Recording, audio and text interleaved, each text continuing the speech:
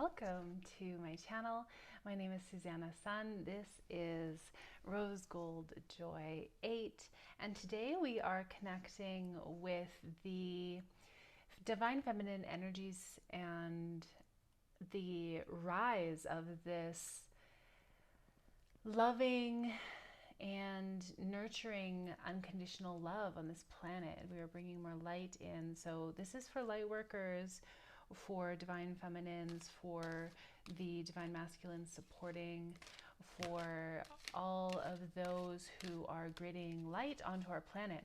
And we invite the energies of unconditional love to come through at this time, grading through the angelic frequencies as well as the Venusian frequencies and the upcoming eclipse season transformation, which is beside the south node in the year 2023.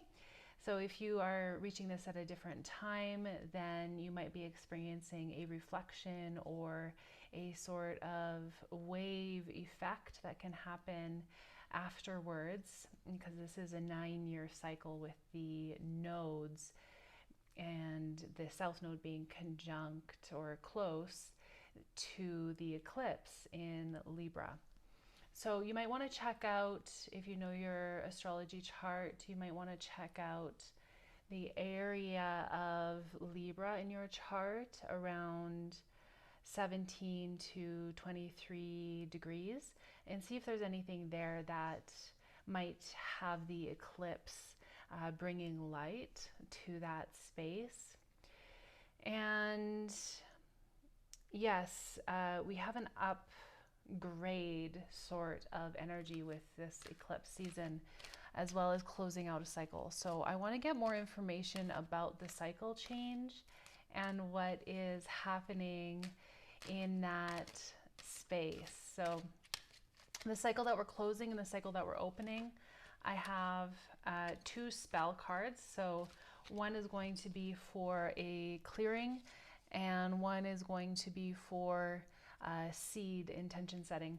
The order actually is the other way around in chronological time, because we have the new moon eclipse on the 14th, which is where we want to do the seeding, and then we have the full moon eclipse, which is more going to be geared towards clearing.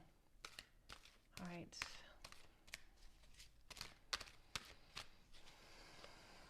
So this is our first, our clearing, and this is our second.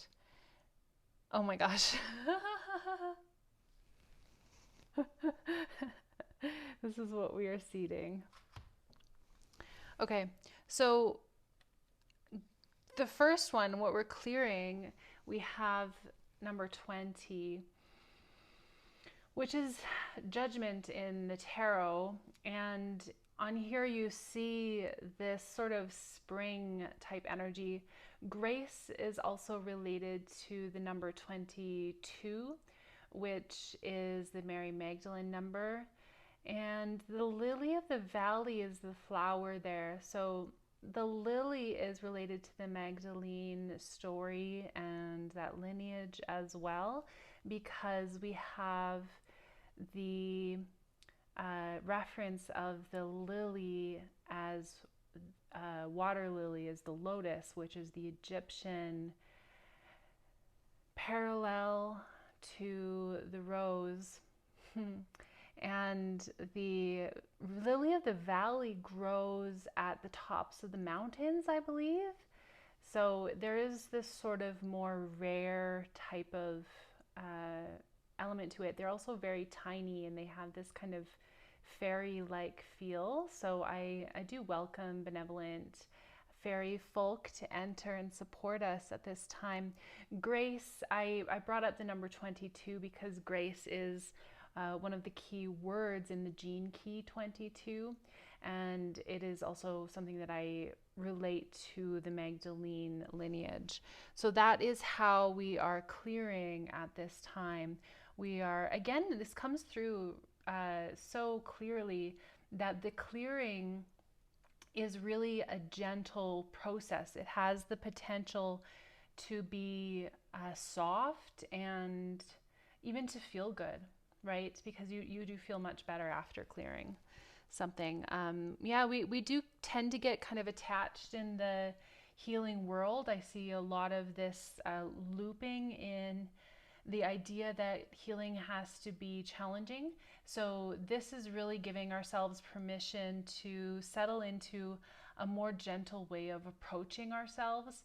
Even if we are facing a personal demon or something that's really challenging, we are still understanding that it can be a lot easier than we think it is, and that a lot of the challenge that we experience is actually self-created through the perpetuation of fear and letting the momentum of fear grow rather than refocusing our energy into grace.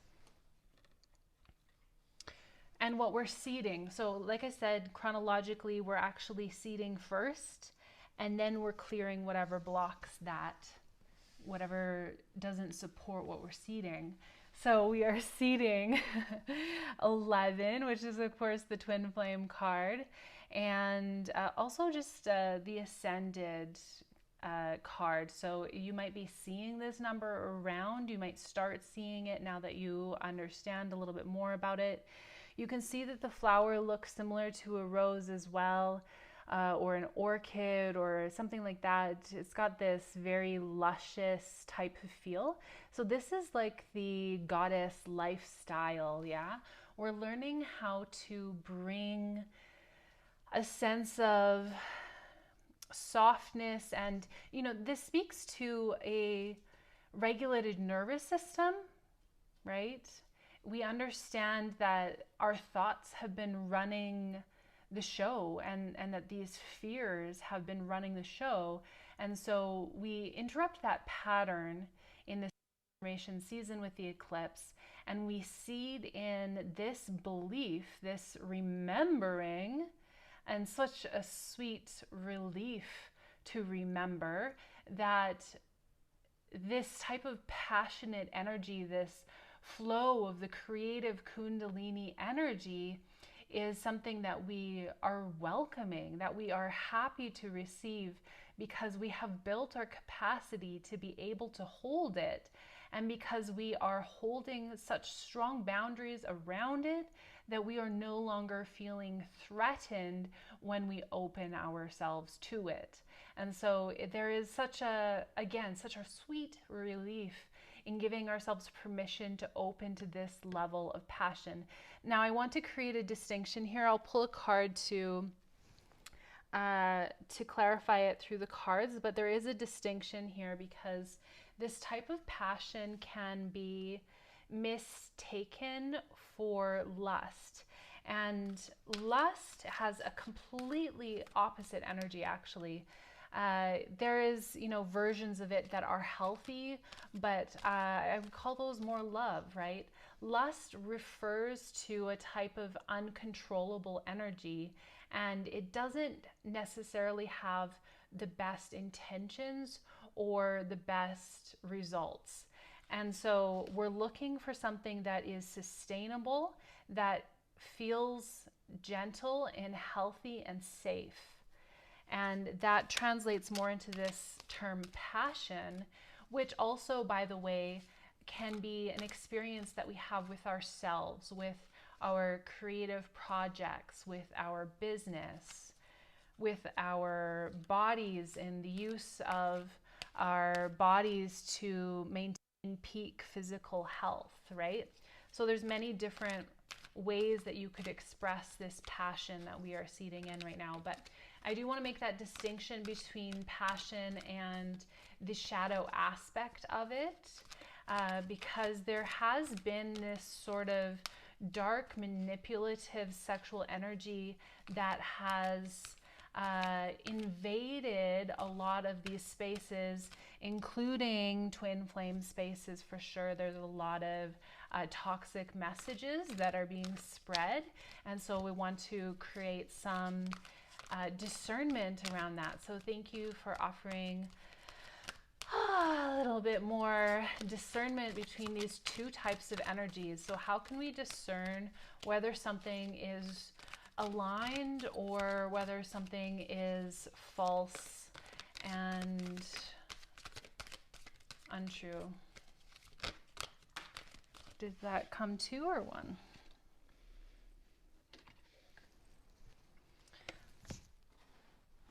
Okay, so this is the true card. And then we'll pull the false card.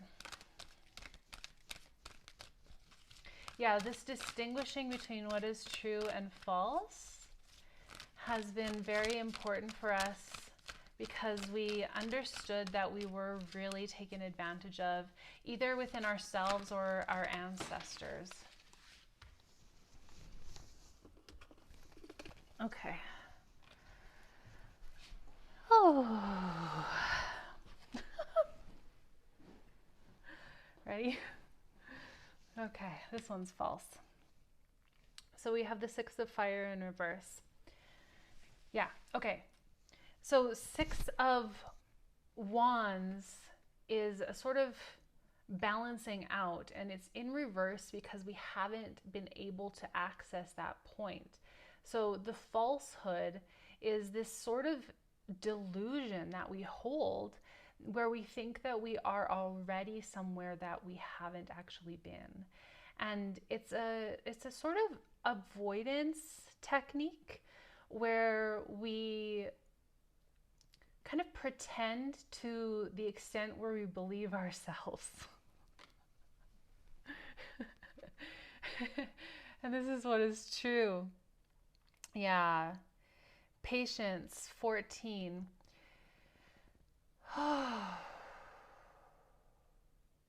Yeah.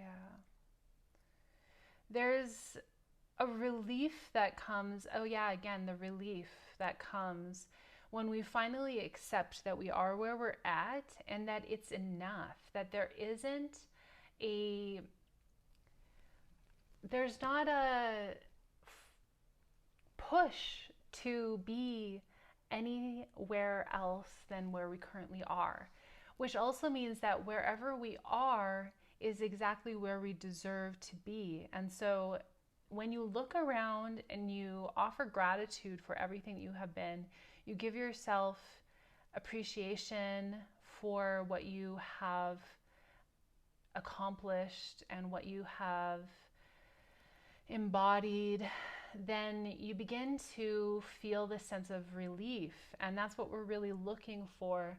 Again, this is a sort of balancing out card, the Temperance card, and we are really feeling that shift from the contrast that we just went through in that more dark energy. So yeah, again, it's a huge relief to really accept where we are at.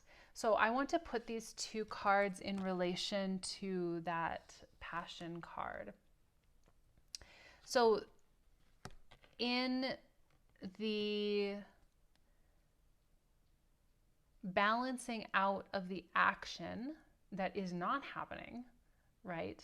We are creating this loop in our heads where we are reliving this sort of hell cycle of delusion. And that is what is being cleared through grace, right? Grace also has a reference to some sort of divine energy that moves through us. It's the spirit. And we're seating in this passion by beginning, we're going to flip this around. We'll get information about how to do that, but we're going to flip this around so that we are actually receiving that balance. And this is what it looks like when we get there in the embodiment of truth, in the remembering of our worthiness, that we begin to find this relief. So let's go into what is the, oh, I did already pull it. Yeah, it's right here. I had 4 other cards come out with that fell on the floor, so I kept them. The first one was what is the support that we are needing in order to go into this state of full balancing of the temperance, in order to create this safe container for the passion that is coming through. And we get the Chariot in reverse. So it's a stall, a sort of pause. It's a reflection inward. It's coming home to ourselves. It's turning the energy that we want to project outwards and pointing it back to ourselves again. And this offers us, it can feel in the resistance layer as a sort of stuck in the mud type feeling. And in the surrender expression, which would be what allows it to flip, then we would feel it as a sort of reciprocation, where then offers begin arriving to us, for us, and we begin to realize that we were trying too hard. So I have 3 more cards to go a little bit deeper into this concept of the passion that we are calling in and we are seeding at this eclipse season. So it is really, I want to remind you, it's something that we're seeding for the beginning of a 9-year cycle. So I do see with the 3 cards that there's 3 years per each, but it could have different cycles for different people too. It could be like 1 per month coming up, something like that. The first is strength, which, did we see that earlier? There's a sort of gentle approach to something that is really sacred. It has this, it is the king. It's something definitely that has a sense of regality to it. And we're really learning how to tame the beast that is so powerful within ourselves.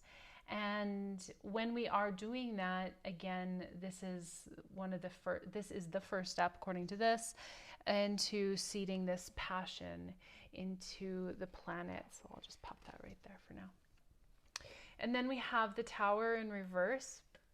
So there's a realization, this is so funny, a realization that we already know. So the realization is actually like a anti-realization, I've never expressed this in words before. This is so interesting. It's a moment where we remember that we already knew something. And actually, I have a perfect example in my personal life right now that happened to me, where I thought that I didn't know how to read tarot cards. And I had been avoiding looking it up. I had seen some of it, I had been listening, so I was learning in this slow way, but I had this idea that I didn't really know. And then I looked it up, and I got this basic instruction about how the suits correspond with the elements and how the numbers correspond to the numerology, and how the fool's journey is the soul's journey, the alchemical process. And I'm like, oh, well, I've studied all of those things. I just hadn't let it click in my head that I could just translate that information through the structure of the cards. I already knew the background information. I just hadn't applied it to the cards specifically before. So that's what this looks like, is like, oh, I already knew that. So there's a really empowered feeling behind this, as well as the strength card, obviously. But it's really nice just to realize that we already have what we have been wanting. Yeah, it's already arrived. It's already here for us. Okay, now the third layer is the Three of Swords, the Three of Air.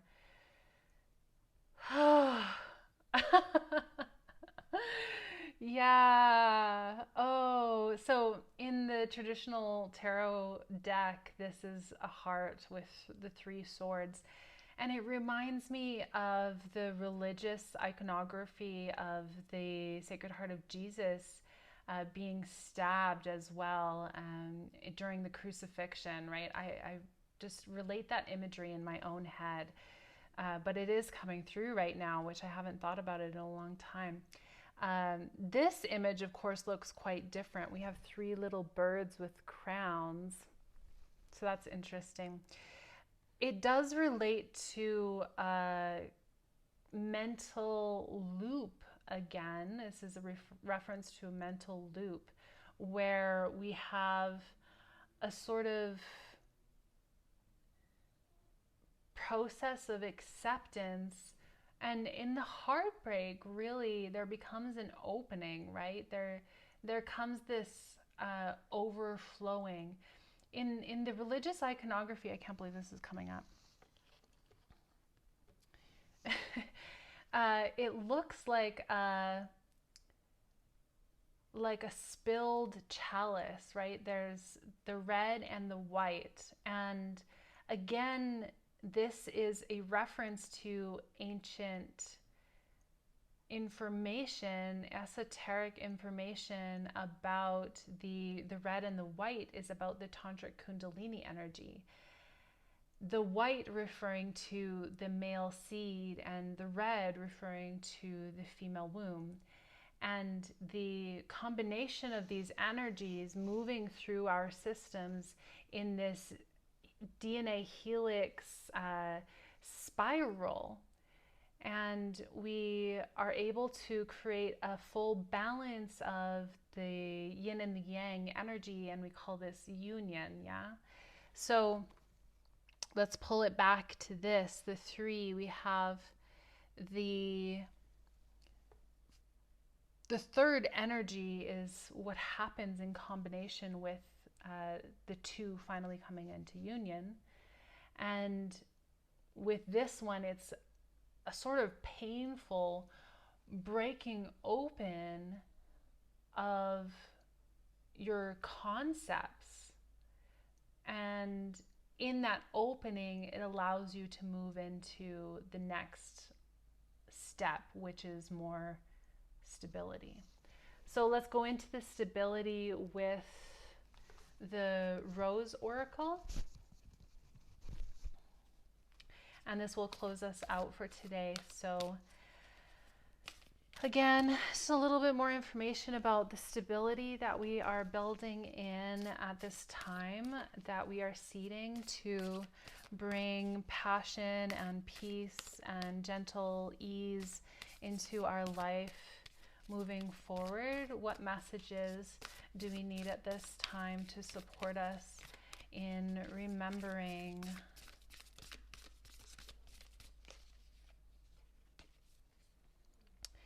the child within, inner mother, innocence, gentleness, and tenderness?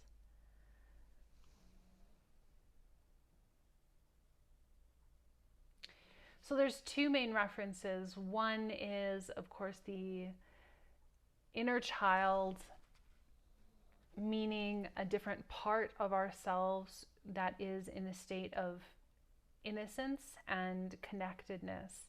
The child refers to a higher self version that exists on a different plane and which is constantly communicating with us.